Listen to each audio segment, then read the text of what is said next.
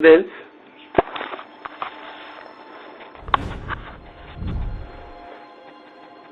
I hope you are okay at home,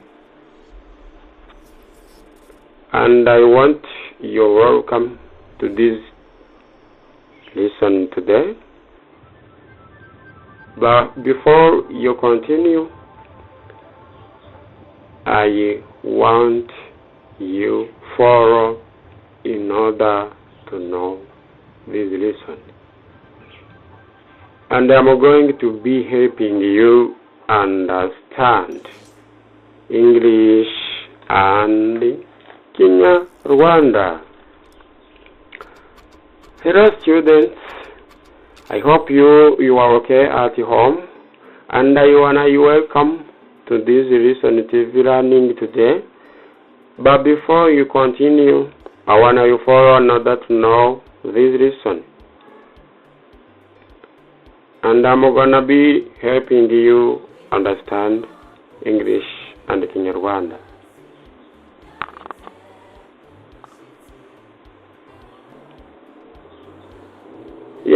Mbere yuko rero twakomeza, reka dukurikize kugira ngo tumenye iri somo ry'icyongereza. Ngiye kubafasha rero kuryumva neza kugira ngo mumenye icyongereza n'ikinyarwanda. Niyo mpamvu nababwiye ngo I wanna invite you. Yes, I wanna invite you. I wanted to invite you. Yes, kora subscribe ihinduke ivu, kore no kuri ako kazogera, ubundi ukore kuri all. Notification zacu zizajya zikugeraho rwose n'ubuntu kuri wowe. Umunsi wayibonye rero wafunguye data zawe ukajya kuri YouTube ukabona akazogera harimo imibare y'imituku, uzapyondeho. Ngewe nkoherereza notification kwa gatatu gusa, uzapyondeho uzahita ubibona rwose, uhita ukanda iyo subscribe uhinduke ivu, hanyuma ako kazogera ni ingenzi. Ubwo uzakora like, share na comment. N'ubuntu kuri wowe. Let's go.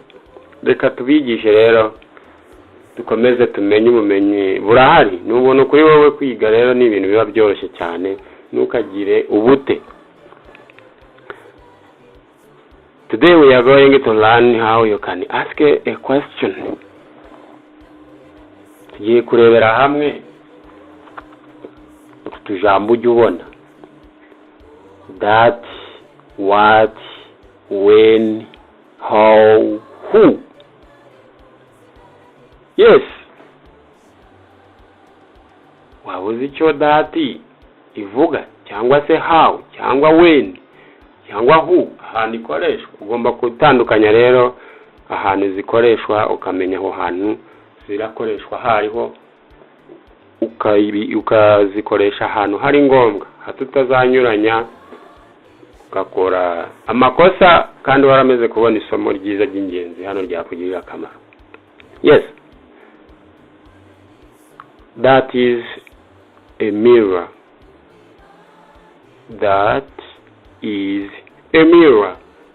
Ushobora kwibaza ngo ese iriya iri kumwe na mirror kubera ikirimo. Ni ingenzi mu gihe azaba ari ikintu kimwe, iriya azaba ari ruhamwa igaragaza ko ari cya kintu kimwe. Sibyo? That iba iri kwerekana ikintu runaka n'ikibazwaho. Niyo mpamvu hano bakubwiye ngo that is a mirror. Icyo ni ikirori.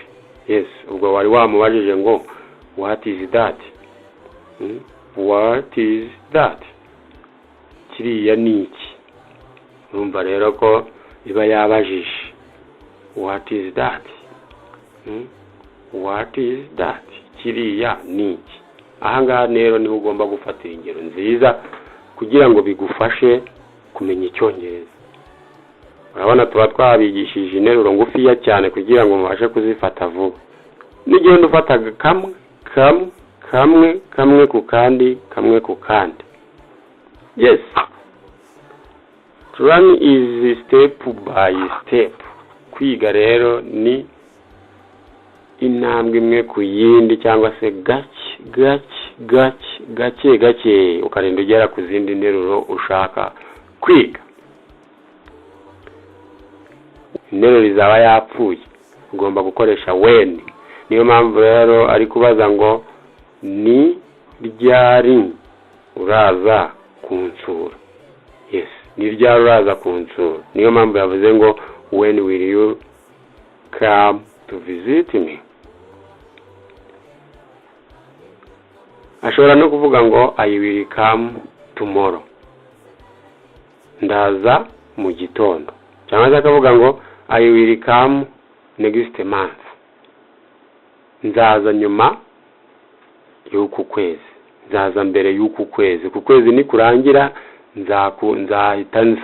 Ni kuvuga ngo niba suppose niba turi mu kwezi kwa gatatu, ubwo azaza mu kwezi gukurikiraho. Niyo mpamvu tuvuze next month, ubwo no kwezi gukurikira, nzaza mu kwezi gukurikira. I will come next month. Ubwo uvuze ngo nzaza kugusura nyuma y'amezi abiri, wahita uvuga ngo I will come to visit you next 2 months. Yes, ubwo uvuze ngo nzaza kugusura nyuma y'amezi abiri. Ushatse kuvuga umwaka, uhita uvuga ati I will come to visit you next year. Ubwo uzaba wavuze ko ari next, umwaka nyine ukurikira. Niba suppose niba turi mu mwaka wa 2023, ubwo uzaza kunsura muri 2024. Yes, I will come to visit next year, exactly 2024. Yes, mu mwaka wa 2024 nibwo uzaza kunsura. Yes. Hano rero yaramubajije ngo how much money do you have? Ufite amafaranga angahe? Birashoboka ko bahuriye ku isoko. Kamubwira ati where are you going? Ugiye. I am going to the market. Ngiye ku isoko. Agahita amubwira uti ufite amafaranga? Do you have money? Cyangwa se do you have some money? Ufite amafaranga. Undi akavuga ati I don't have some money.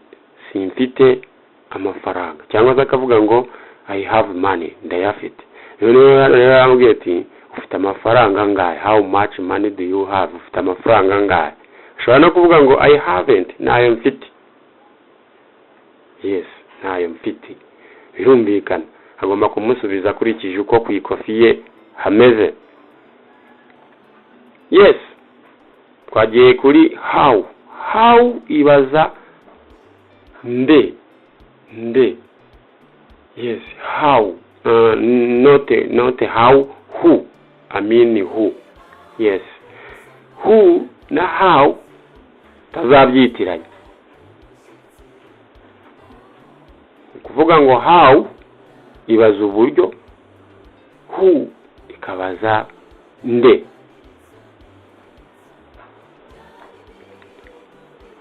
Hano bari kukubwira ngo who are you? Urinde. Urindera who are you?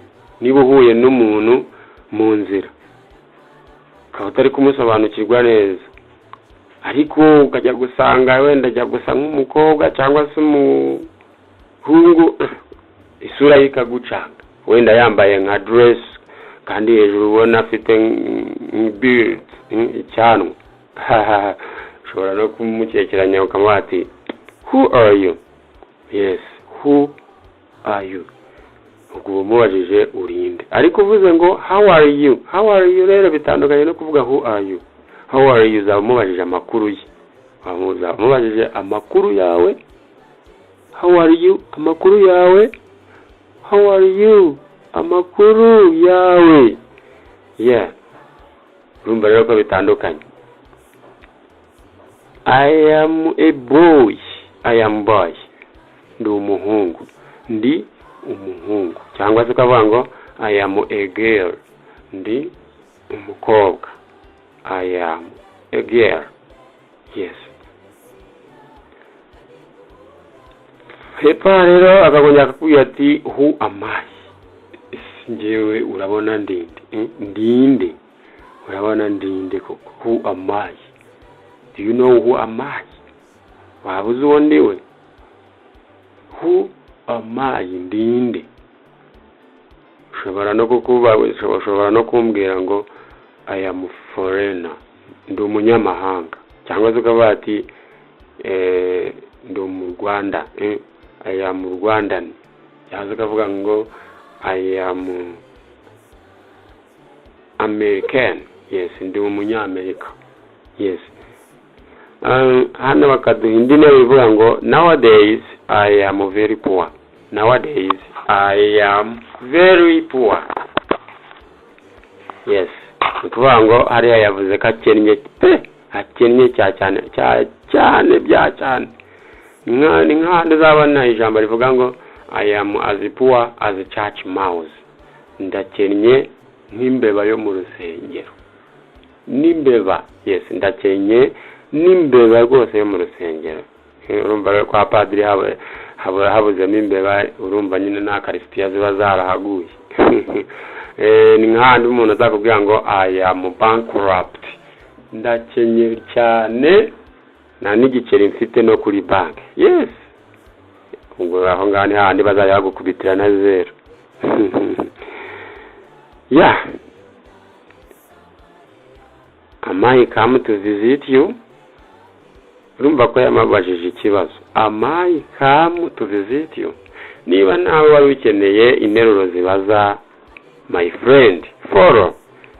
Niba wari ukeneye interuro zibaza, kurikira ahangaha kugira ngo ubashe kumenya icyongereza cyangwa se ikinyarwanda. Am I come tomorrow? Ese naza mu gitondo? Am I come tomorrow? Ese naza mu gitondo? None wowe hano yavuze ngo am I come to visit you? Nta gihe yashyizemo. Yakugaragarije avuga ati ngewe ese naza kugusura.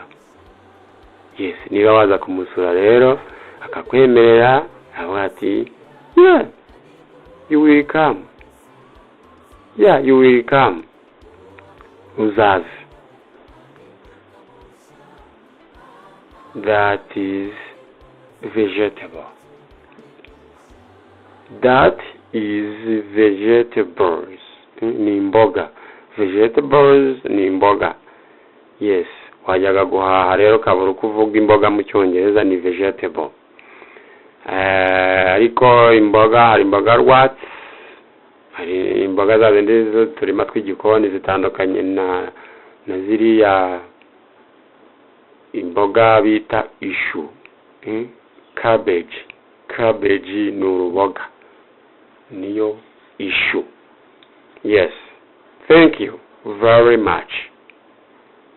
Ndakwinginze rero niba wabengeze kubona yuko iyi video igufitiye inyungu, duhe like, subscribe na share, birakwiriye.